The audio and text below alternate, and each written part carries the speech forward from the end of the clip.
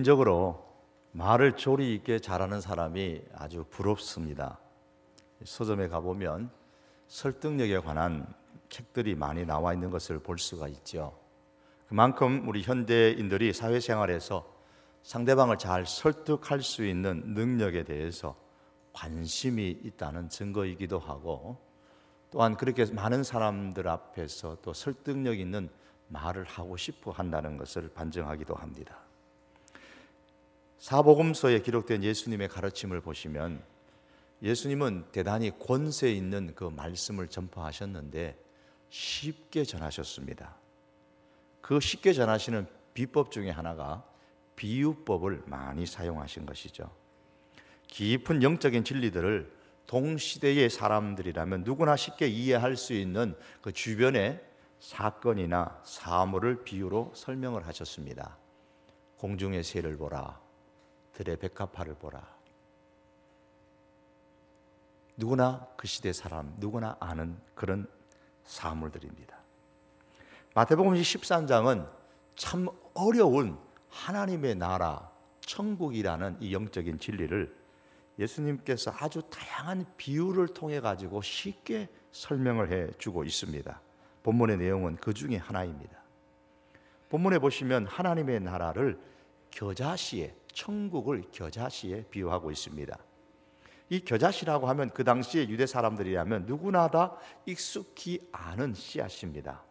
그 시대의 식물들 가운데서 식물의 씨 중에서 가장 작은 것의 대명사, 그게 겨자씨였습니다. 32절에 보면은 이는 모든 씨보다 작은 것이로되, 이렇게 말씀했죠. 저는 이 겨자씨를 우리나라 사람들이 이해하기 쉽게 쓰면은 뭐라고 쓸까 생각을 해봤습니다. 이렇게 쓰면 어떨까요? 깨알 같네. 우리가 자주 쓰는 말이잖아요. 글씨가 깨알 같아서 이거 못 알아보겠어. 안 보여. 그런 말을 종종 씁니다. 깨알 같다 그러면 우리의 이미지는 아주 작다는 거예요.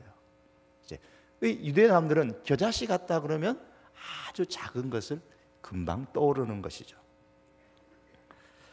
그래서 이 겨자씨, 하나님의 나라가, 천국이 겨자씨 같다 그러면 그 시작이 너무 볼 것이 없어가지고 사람들의 주된 관심에서 벗어나 있다는 말입니다. 안 보여요.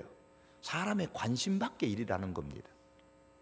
본문의 말씀을 하고 계시는 그 당시 예수님과 그 시대 사람들의 관계를 잠시 살펴보면 이해가 됩니다. 겉으로 드러나는 것이 마치 예수님을 수많은 무리들이 쫓아다녔으니까 예수님이 대단히 관심을 끌었던 것 같지만 주류 사회에서는 그렇지를 못했습니다. 마태복음 12장 1절에서 2절에 보면 제자들이 안식일에 밀밭을 지나가시다가 제자들이 배가 고파서 이삭을 잘라 먹었을 때에 사람들은 왜 제자들이 안식일에 하지 못한 일을 하느냐고 신란을 했습니다. 요한복음 12장 14절에 보면 바리새인들이 이런 의논을 자기들끼리 했습니다. 어떻게 하면 예수를 죽일까? 자기들끼리 모여서 수군수군대면서 모의를 합니다. 그리고 24절에 보니까 예수님께서 눈멀고 벙어리 된 사람을 고치시는데 바리새인들이 이 사실을 듣고 이야 대단하다, 그런 반응을 보이는 게 아니고 귀신 들렸네. 귀신도 보통 귀신 들린 게 아니고 왕귀신 들렸다. 왕귀신, 귀신의 왕 바알세볼에 걸렸다. 그렇게 예수님을 신란하고 조롱하고 비아냥거렸습니다. 이로 보면 당시 유대 사회의 중심을 이루고 있었던 바리새인들과 그 예수님의 관계는 대단히 좋지 않았던 것을 알 수가 있습니다. 이런 사회적인 상황을 고려해 볼 때에 예수님께서 가르치고 계시는, 예수님이 펼치고 계시는 이 하나님의 나라, 천국은 예수님의 말씀처럼 모든 씨보다도 더 작은 것이어서 그 사회의 중심적인 역할을 하는 사람들로부터 무시를 당하고 비천한 것으로 취급하고 있었다는 것을 알 수가 있습니다. 그런데 그 작은 겨자씨 같은 천국이, 하나님의 나라가 어디에 심겨졌습니까? 31절에 보니까 천국은 마치 사람이 자기 밭에 갖다 심은 겨자씨 하나리다. 그래서 하나님의 나라가 겨자씨 같은데 이 하나님의 나라를 상징하는 겨자씨를 자기 밭에 심었다 그랬습니다. 밭에 겨자씨를 심었습니다. 사람이 자기 밭에 겨자씨를 심는 것처럼 하나님의 나라를 어디다 심느냐? 이 세상에, 이 세상이라는 밭에 하나님의 나라를 심으십니다. 성경을 보시면 하나님의 나라라는 이 패턴을, 일정한 패턴을 우리는 보게 됩니다. 창세기에 보면 우리가 다 아는 바와 같이 창조의 사건이 중심이 되고 하나님이 창조하시고 하나님이 왕이시고 창조주라고 말씀하며, 또한 거기에 에덴 동산이 나옵니다. 거기에 사람이 있습니다. 그리고 하나님께서 자신이 창조한 에덴 동산을 사람에게 맡아서 관리하라고 맡기셨습니다. 이것이 하나님의 나라가 이 땅에서 존재하는 방식이에요. 에덴 동산은 땅에 있는 하나님의 나라요, 왕은 하나님이시고 하나님의 형상을 닮은 사람이 거기에 있는데 하나님께서는 그 하나님의 나라를 하나님의 형상을 닮은 사람에게 맡기셨습니다. 하나님의 나라에 첫째 뭐가 있느냐? 하나님의 백성이 있습니다. 그리고 하나님의 백성은 하나님께서 지정하신 장소인 에덴에서 살면서 하나님의 말씀하신 그 에덴의 장소를 말씀에 따라 다스렸습니다. 그리고 하나님은 그 모든 것을 다 다스리십니다. 창조에서 나타난 이러한 하나님의 나라의 그 패턴 모습은 새 창조의 구원의 역사에 이르기까지 계속해서 진행되고 있습니다. 인간이 타락한 이후에 하나님께서는 아브라함과의 약속을 통해서 역시 땅에 있는 하나님의 나라, 이 땅에서 이루어지는 하나님의 나라에 대한 약속을 주셨습니다. 하나님께서 아브라함에게 주신 약속은 창세기 여러 장에 걸쳐서 기록되는데 그 약속들을 종합해 보면 결국 세 가지 요소입니다. 하나는 아브라함의 후손들이 큰 나라를 이룰 것이라고 말씀합니다. 이 큰 나라를 이루려니까 뭐가 있어야 됩니까? 땅이 있어야 됩니다. 그래서 아브라함의 후손들에게 약속된 땅을 약속을 하시고 땅을 소유하게 될 것이라고 말씀하셨죠. 그리고 아브라함의 후손들이 그 땅에서 살아가는 하나님의 백성이 될 것이라고 말씀하셨습니다. 아브라함에게 주신 하나님의 약속은 세 가지는 이겁니다. 나라, 땅, 백성. 아브라함에게 주신 이 약속이 오늘 우리들에게 무슨 의미가 있습니까? 신약 성경으로 오면 아브라함의 자손이라는 개념은 믿음으로 예수님을 영접하는 사람이라는 개념으로 바뀌어지게 됩니다. 갈라디아서 3장 28절 29절의 말씀 보면 유대인이든 헬란이든 종이든 어떤 사람이든 너희가 그리스도께 속한 자면, 예수님께 속한 사람이면 다 아브라함의 자손이라고 말씀했습니다. 그러므로 아브라함의 후손들이 하나님께서 지정하신 그 하나님의 처소 에덴에서 하나님의 다스림을 받는 하나님의 백성이 될 것이라, 이 하나님의 약속, 즉 가나안 땅에서 아담과 하와가 에덴 동산에서 이스라엘 후손, 아브라함의 후손이 가나안 땅에서 하나님의 백성이 될 것이라는 이 하나님의 말씀들은 먼 중공 땅 이스라엘 사람들에게 속한 말씀이 아니고 오늘 현대를 살아가는 우리들에 대한 하나님의 약속인 겁니다. 오늘 우리도 예수 그리스도를 믿음으로 말미암아 예수 그리스도 안에 있을 때에 우리가 아브라함의 자손이 되고 하나님의 백성으로서 세상 마지막 때에 임하게 될 영원한 하나님의 나라에 살게 될 것이요, 그뿐만 아니라 지금도 이 땅에서 실현되어지는 하나님 나라에서 우리가 사는 것입니다.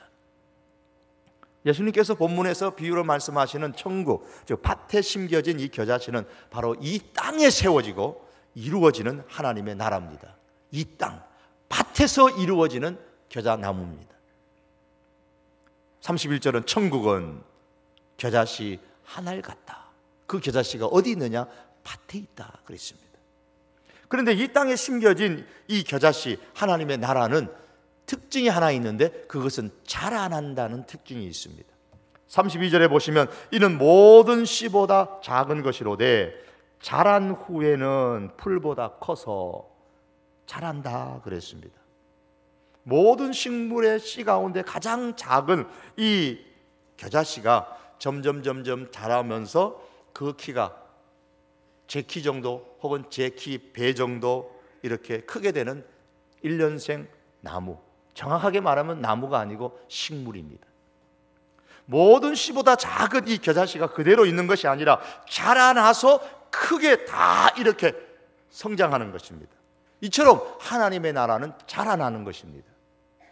하나님의 나라가 자란다고 할 때 우리는 두 가지를 생각하게 됩니다. 하나는 그 겨자씨가 어디서 자랍니까? 밭에 심었으니까 밭에서 자랍니다.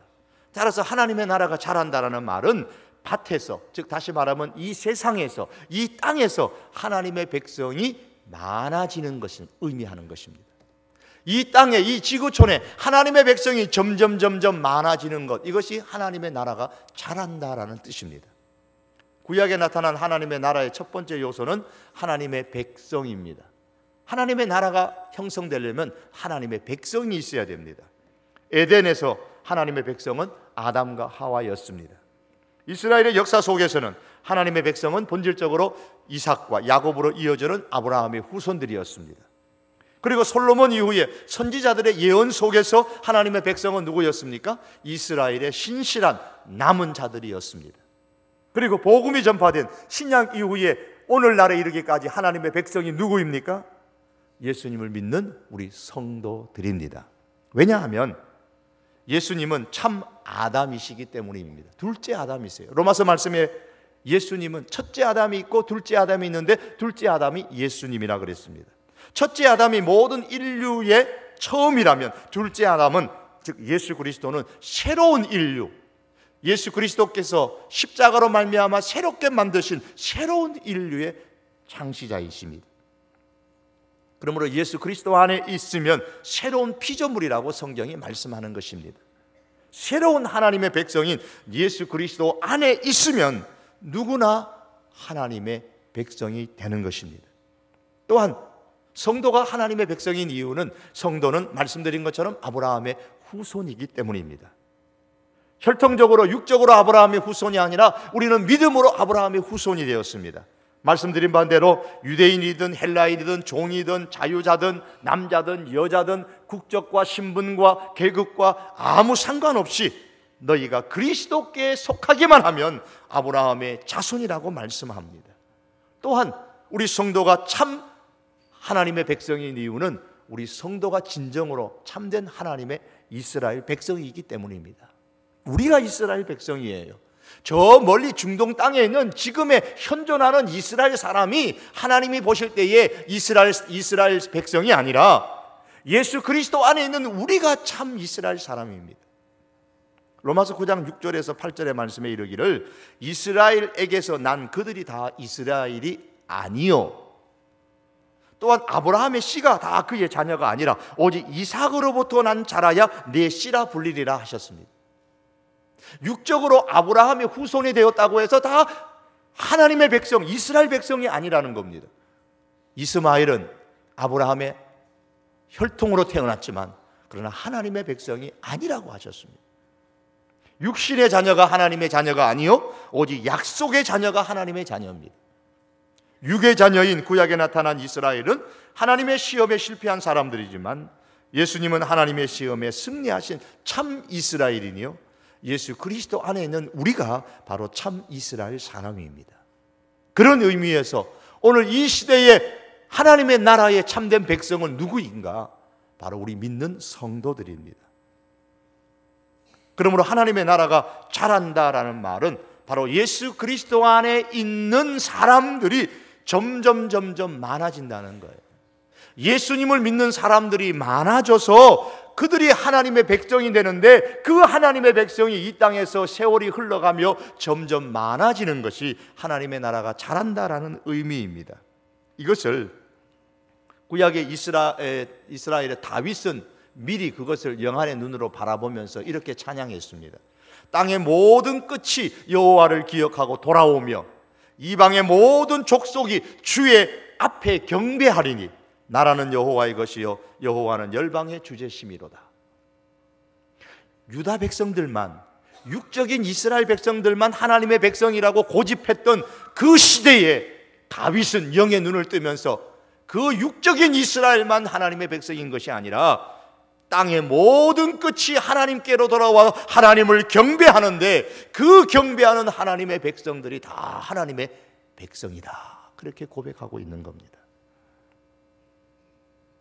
그러므로 하나님의 나라가 자란다, 이 말씀은 땅 사방에서 말라기 선지자의 말씀처럼 해 뜨는 곳에서부터 해 지는 곳까지 이 지구촌의 모든 곳에 있는 사람들이 예수 그리스도 안에 들어옴으로 인하여서 하나님의 백성이 점점 많아지는 것을 의미합니다. 하나님의 나라는 이렇게 하나님의 때가 차기까지 계속해서 자라게 될 것입니다. 우리나라도 역시 그러합니다. 1866년 영국의 로버트 토마스라는 젊은 선교사가 미국의 상선을 타고 우리나라에 입국했다가 그만 순교를 당하고 말았습니다. 토마스 목사는 26살에 짧은 나이로 생애를 마쳤습니다. 그러면 그의 선교가 헛되어졌느냐? 겨자씨가 떨어졌습니다. 아무 말도 못하고 그저 땅을 밟는 것으로 끝났는지 모르지만 그러나 겨자씨는 떨어졌습니다. 장사포에서 성경을 받은 홍신길이라는 소년과 석정호라는 사람에 의해서 성경을 받았던 김영석, 김종건, 망경대에서 성경을 받은 최치량, 그리고 강소와 평양 판동교회, 이들이 세워지게 됩니다. 이들에 의해서 세워집니다.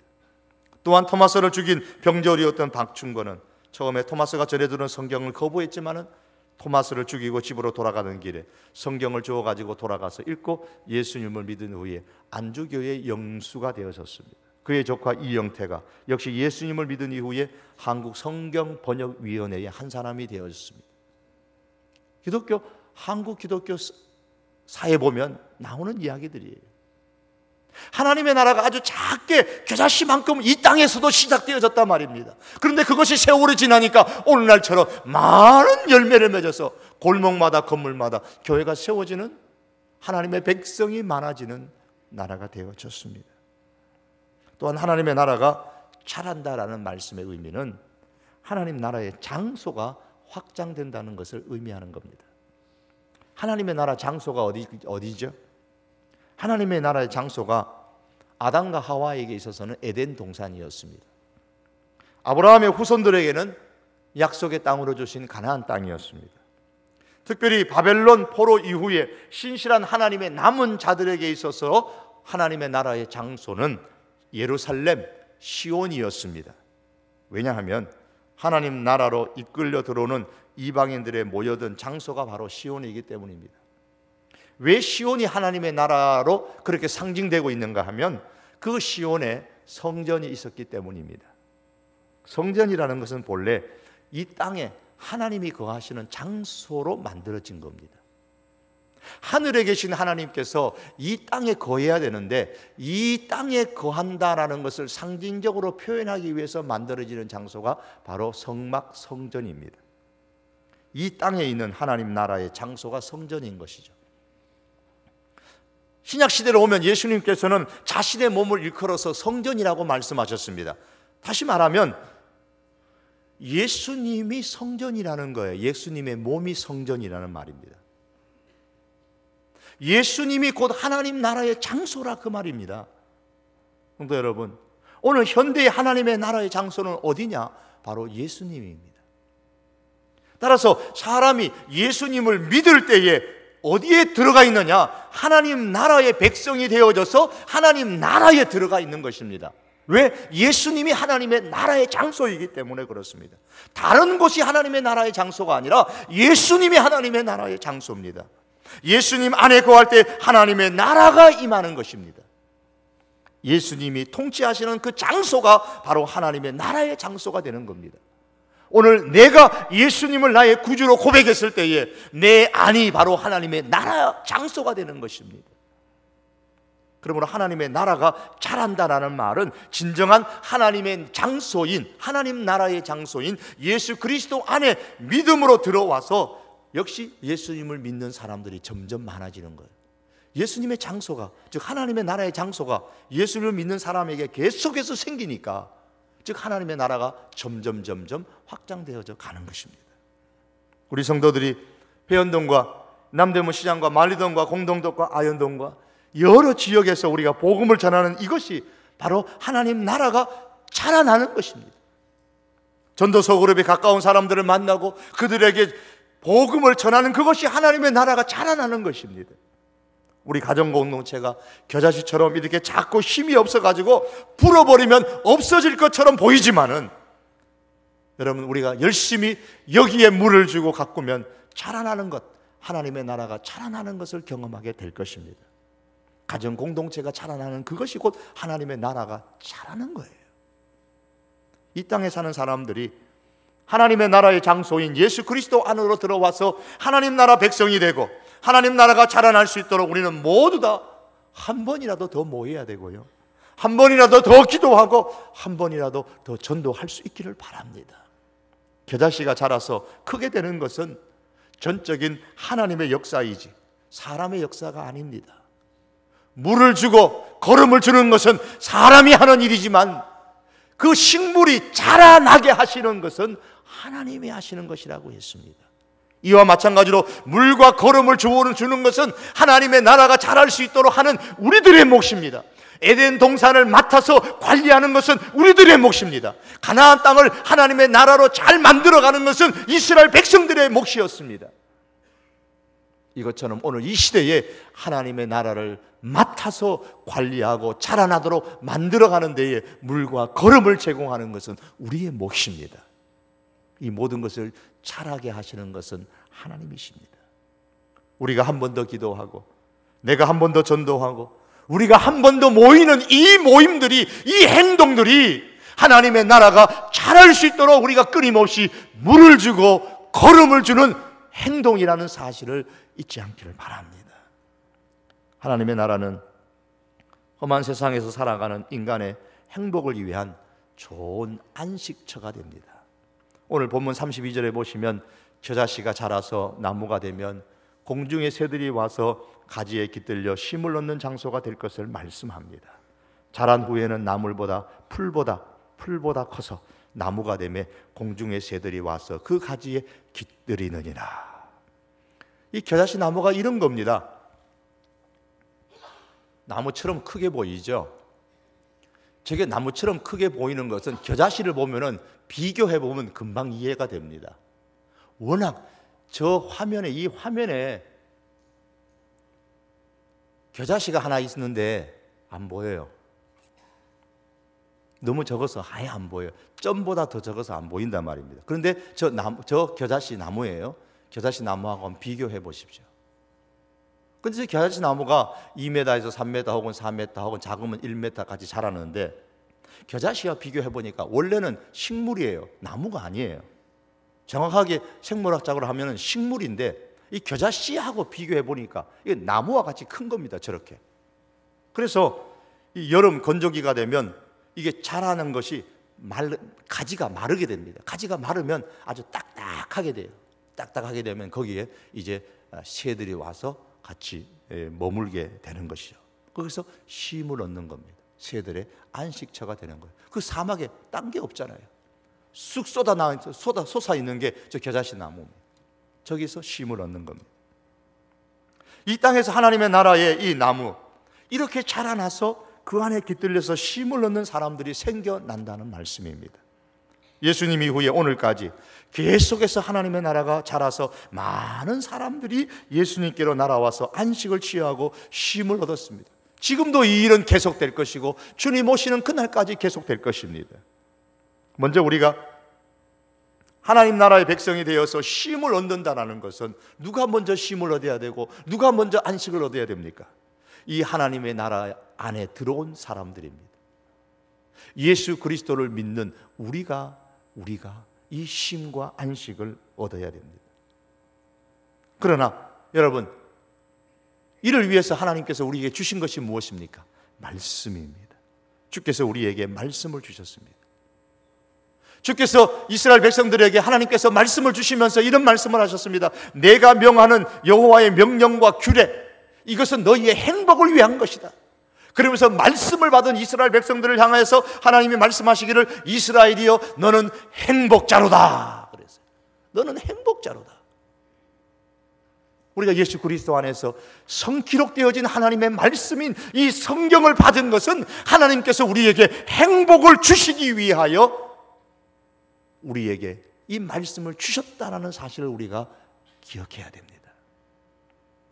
말씀드렸던 이 토마스 선교사가 와서 그 불타는 광경을 바라보면서, 배가 불타는 광경을 바라보면서 12살 되었던 당시에 그 최치량이라는 사람이 토마스가 건네주었던 3권의 한문으로 된 성경을 받고 보관을 했는데 겁이 나가지고 그 지역의 영주인 박영식이라는 사람에게 주었습니다. 그래서 박영식은 이것을 뜯어가고 자기 집에 벽지로 삼았습니다. 종이가 워낙 좋으니까. 최치량이라는 사람이 성경책으로 도배된 이 박영식의 집에 갔다가 벽에 붙어있는 그 성경 말씀을 읽고서 비로소 예수님을 믿게 된 겁니다. 그리고 성경을 뜯어서 벽지로 발랐던 그 집이 이후에 평양 최초의 교회인 널다리골 예배당, 널다리골 교회가 되어졌습니다. 역시 한국 초대 교회사에 나오는 이야기들입니다.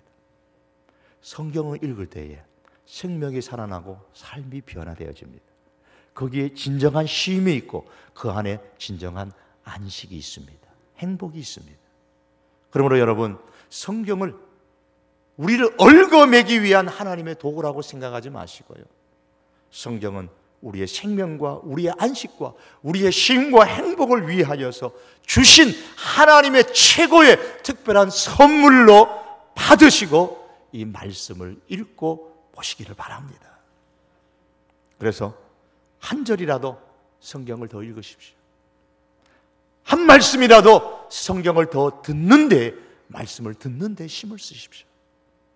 한 절 성경을 더 읽고 한 절의 말씀을 더 듣는 가운데서 우리의 행복과 우리의 쉼이 한 뼘이라도 더 커지게 되는 하나님의 역사가 일어날 수 있기를 바랍니다.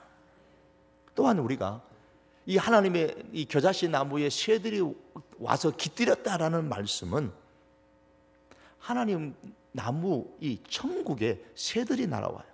거기에서 쉼과 안식을 누리는 사람들이, 하나님 나라의 혜택을 받는 사람들이 점점 많아진다는 의미입니다. 여러분, 그 겨자씨 나무에 새들이 나와서 날아와 가지고 쉼으로써 이 겨자씨 나무의 혜택을 누리고 있잖아요. 하나님의 나라가 이 땅에서 점점 자라나면 자라날수록 이 하나님의 나라의 혜택을 누리는 사람들이 이 땅에 점점 많아져야 됩니다. 1952년에 한국 전쟁의 참화 속에서 10만 명의 고아들을 위해서 사랑의 팔을 뻗친 단체가 국제 컴패션이라는 단체입니다. 이제 이 한국에서 이런 계속해서 컴패션 사역을 지속적으로 하다가 오랜 세월이 거쳐서 2003년도 11월에 한국 컴패션이라는 단체가 생겨났습니다. 이제는 이 한국 컴패션이 세계 불우한 아동들을 후원하는 이제 그러한 사역들을 지금도 힘있게 감당하면서 지구촌 곳곳마다 다니면서 그렇게 하나님 나라의 혜택을 많은 사람들에게 주면서 아동들에게, 아이들에게 쉼과 안식을 주고 있습니다. 열매 나눔 재단이라는 곳이 있습니다. 처음에는 아주 쪽방촌 그 쪽방촌에 아주 힘들게 살아가는 사람들에게 밑반찬 나눠주는 것으로 시작된 겨자씨 운동이었습니다. 그러나 10여 년이 지난 이후에는 800억 규모가 되는 엄청난 재정을 가지고 하나님 나라에 들어와 쉼과 안식을 얻을 수 있는 그런 하나님 나라의 혜택을 많은 사람들에게 주고 있습니다. 하나님의 백성들이 물을 주고 걸음을 주어서 하나님 나라의 이 쉼과 안식의 혜택을 누리는 사람들이 지금도 한국 땅 그리고 세계 곳곳에서 일어나고 있고 또 일어날 것이고, 우리가 그 일에 사실은 동참해야 됩니다. 우리가 시작한 가정공동체 지역사회 섬김 사역이 어쩌면 지금은 겨자씨같이 작은 하나님의 나라의 시작일 것입니다. 우리 주변에, 이 교회 주변에도 정말 힘들게 어렵게 살아가는 쪽방촌이 있습니다. 얼마나 그곳이 힘들든지 동사무소에도 함부로 들어가지 말라 할 정도로, 잘못하면 위험한 일도 생길 수 있기 때문에 그럴 정도로 아주 힘들게 살아가는 사람들이 있습니다. 반찬 하나 만들 때에 그냥 내 반찬 하나 더 얻는다는 심정 가지고 우리가 반찬을 만들어서 그걸 가정공동체가 함께 모아서 그들에게 전달해 줄 수 있으면 얼마나 좋습니까? 겨자씨 같은 이런 작은 하나님 나라의 시작일지라도 그게 점점 크게 자라서 많은 사람들에게 하나님 나라의 쉼과 안식을 누리게 만드는 그런 일들로 확장될 것이라고 우리가 그렇게 생각할 수 있지 않겠습니까? 그런 일이 일어나지 않으리라고 누가 말할 수가 있겠습니까? 가서 반찬 나눠주고 가서 밥 나눠주면서 아이고 이 집에 전기가 고장났네? 그럼 교회 와서 전기 잘 만지는 지사님 저기 가니까요 그 전기가 고장났대요. 참 전기도 제대로 못 켜고 사는데 지사님 그 기술 좋잖아요. 가서 좀 고쳐주세요. 그럼 같이 가서 고쳐주고. 너무 방이 지저분하네요.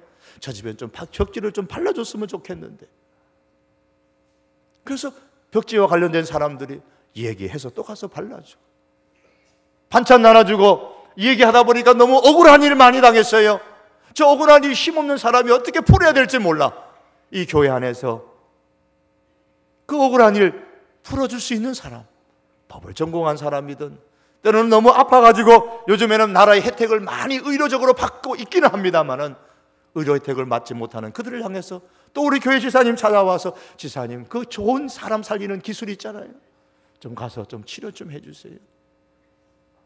이와 같은 일들이 점점 퍼지고 번져져서 하나님 나라의 혜택을 받는 사람, 하나님 나라의 백성의 혜택을 받아서 이 땅을 살아가면서도 쉼을 누리고 안식을 누릴 수 있는 백성들이 많아지도록 만들어가는 것, 여러분 이것이 바로 하나님의 나라가 잘하는 것 아니겠어요?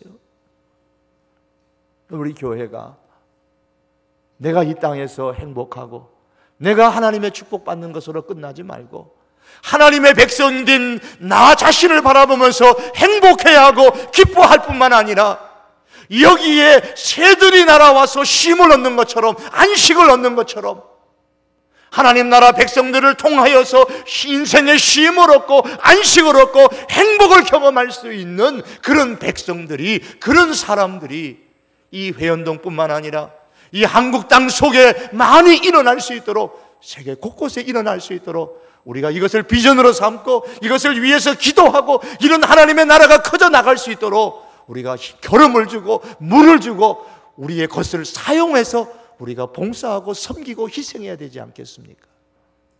주님께서는 이런 하나님 나라 운동이 겨자씨 운동이라고 그랬어요.